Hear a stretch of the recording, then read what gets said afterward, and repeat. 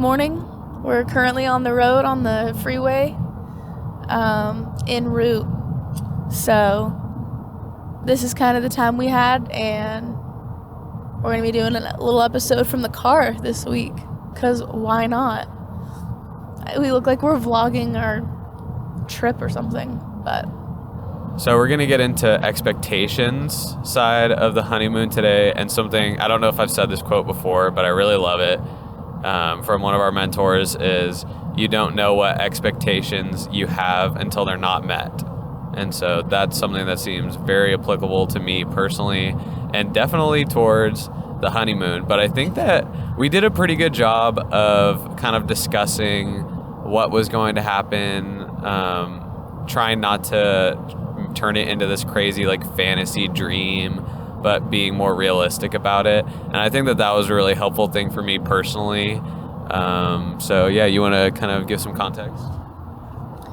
Sure. Yeah. And I mean, like, this is expectations for like every aspect, I guess, because I think that, I mean, this is going to sound probably like cliche or like, we've heard this before, but it is true with social media and just constantly seeing everybody else's content in the world for how people do weddings, how people do their honeymoon, and how they go about it. It can make yours feel less special if it's not up to par with whatever that is that you're seeing, because most of those examples, I would say, are like pretty bougie.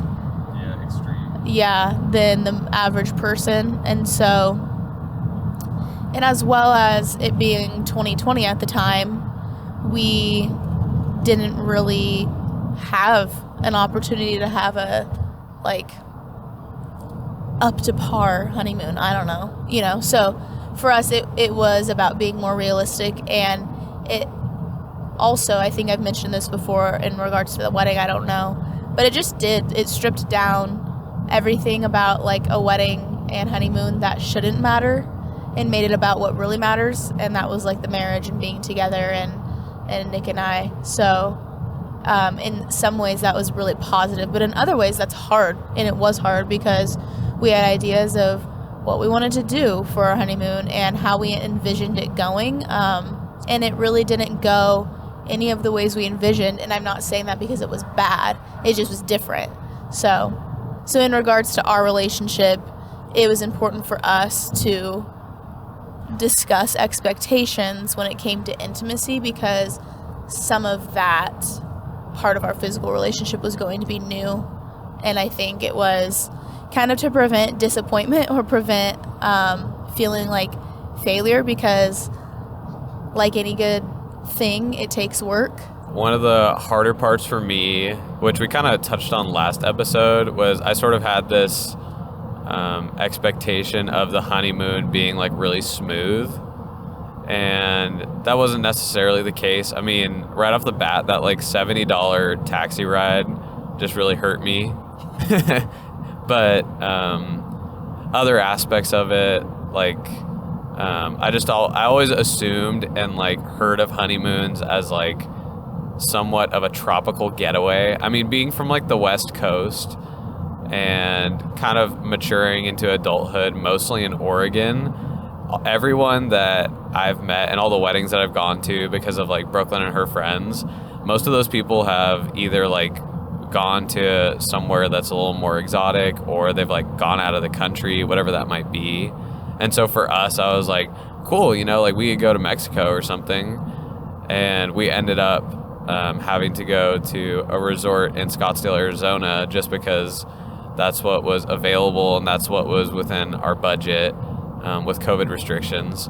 So that was kind of a bummer, but I wasn't the most frustrated with that. And then when it came to intimacy and those things, I think it was really good. The perspective that Brooklyn brought to the table was, you know what, everyone, especially like in Christian culture, puts so much pressure on like, oh yeah, baby, you guys waited, so like tonight's the night, ooh.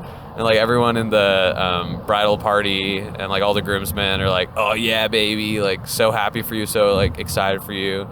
And so that, unbeknownst to me, just like kind of puts that pressure to like not only have sex like the first night, but also for it to kind of be like this incredible, amazing thing. But it's awkward. It's clunky. It's not like you're not used to it. It's brand new. And like with anything, if I went and tried fishing for the first time without knowing what I was doing, You're not gonna be amazing. you're clumsy.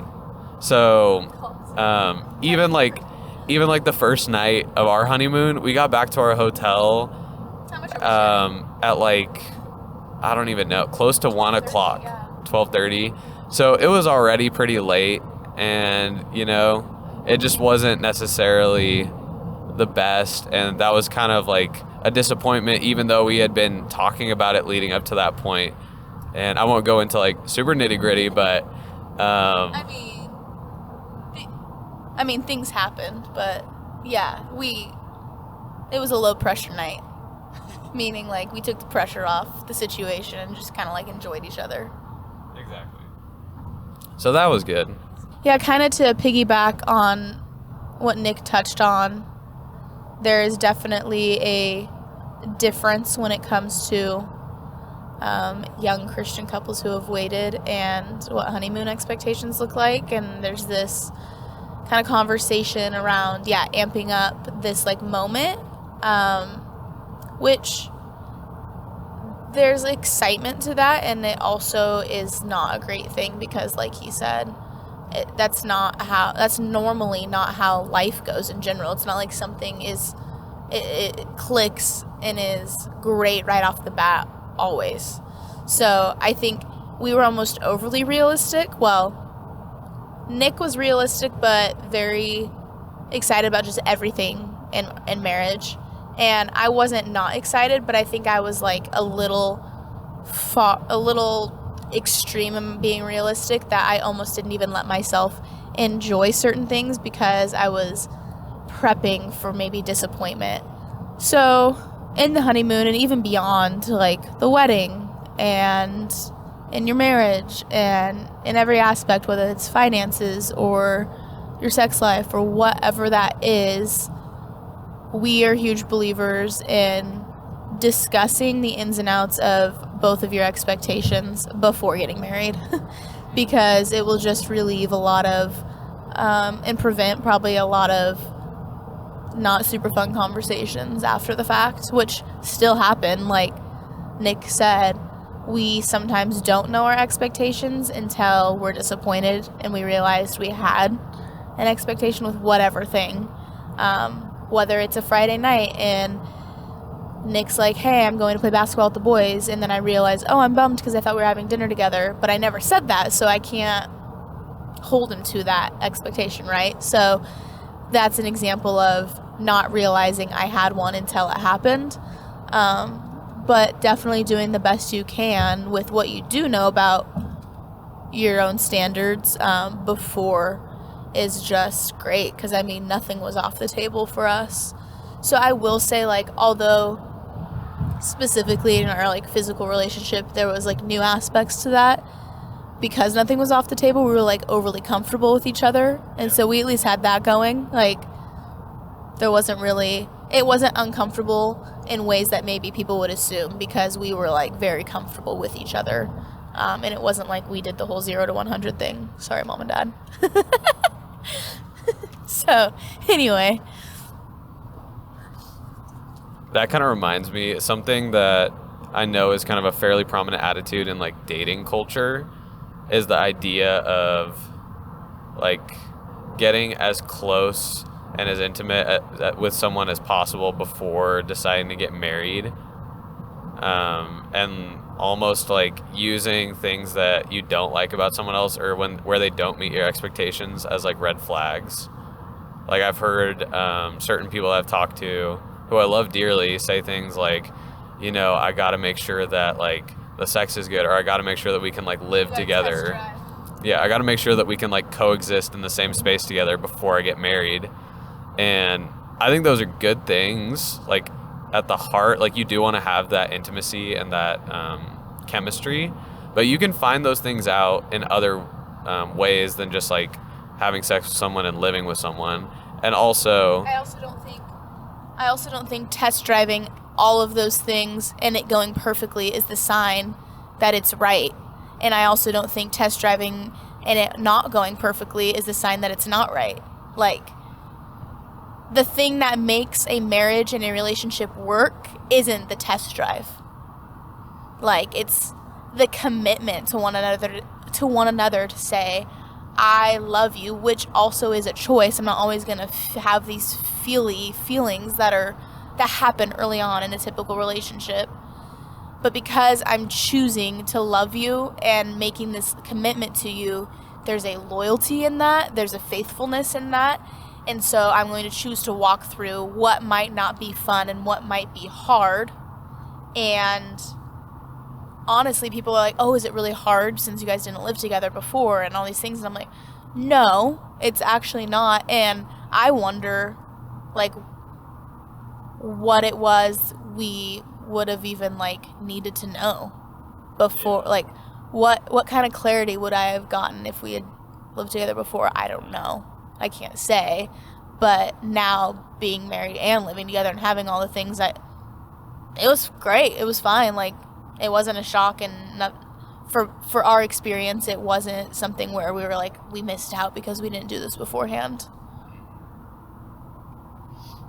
And ultimately, I think the important thing about learning each other's expectations, that kind of goes against the attitude of, like, you know, I'm going to be so close to this person that I can find out what I dislike about them and then decide if it's worth it or not.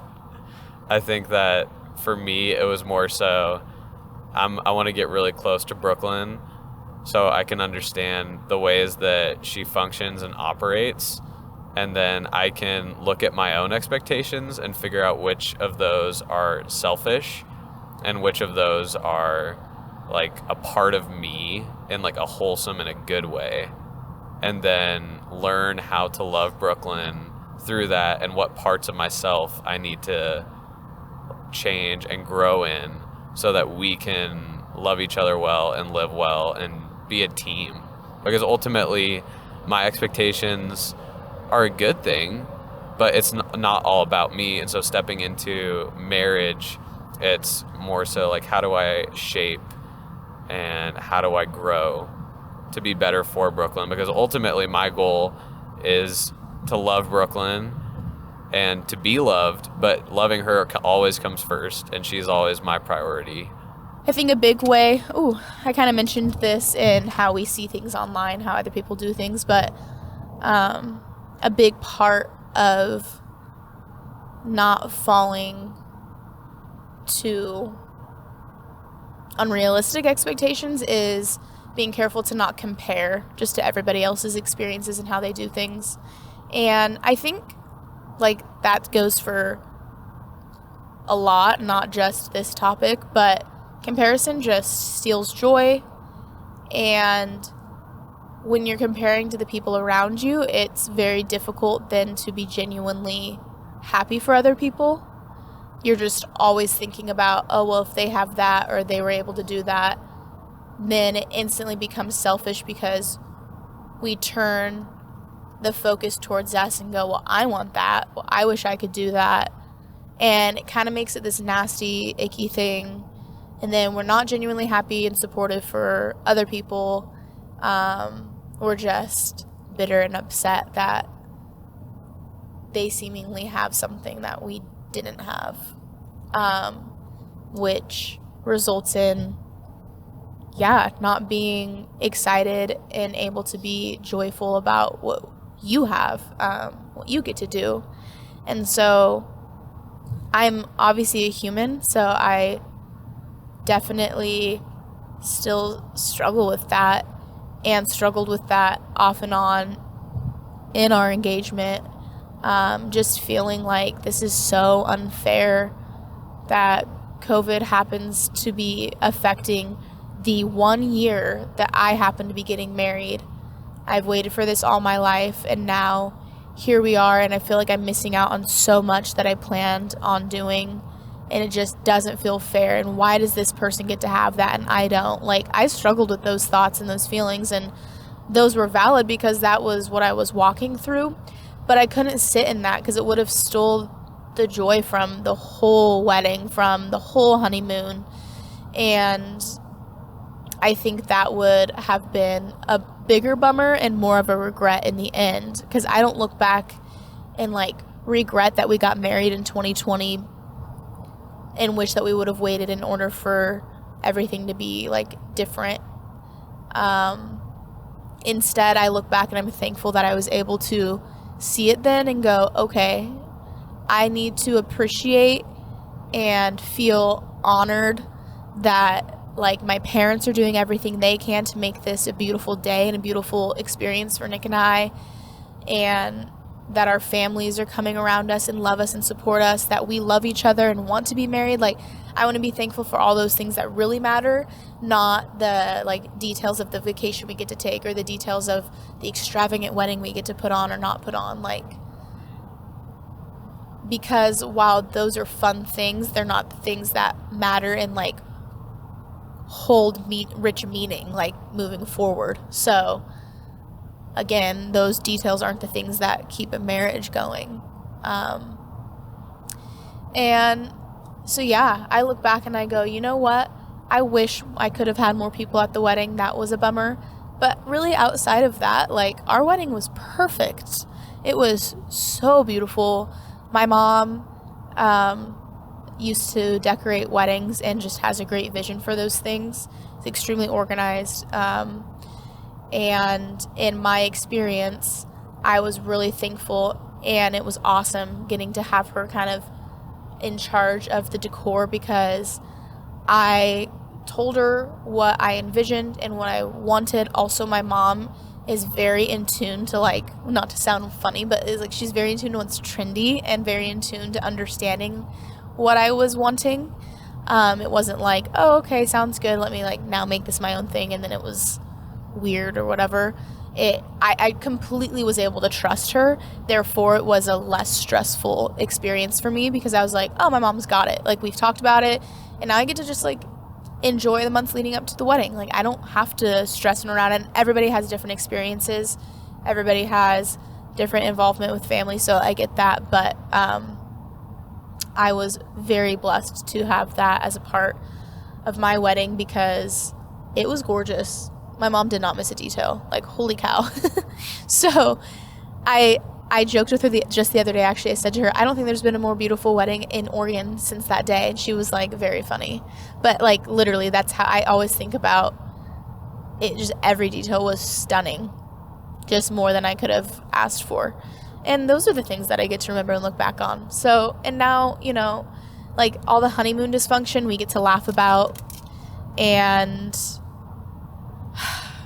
you know, as far as being bummed about it being COVID time or whatever, like, whatever, you know, we got married, the thing happened, and most things don't go to plan in our lives. So, talk about expectations.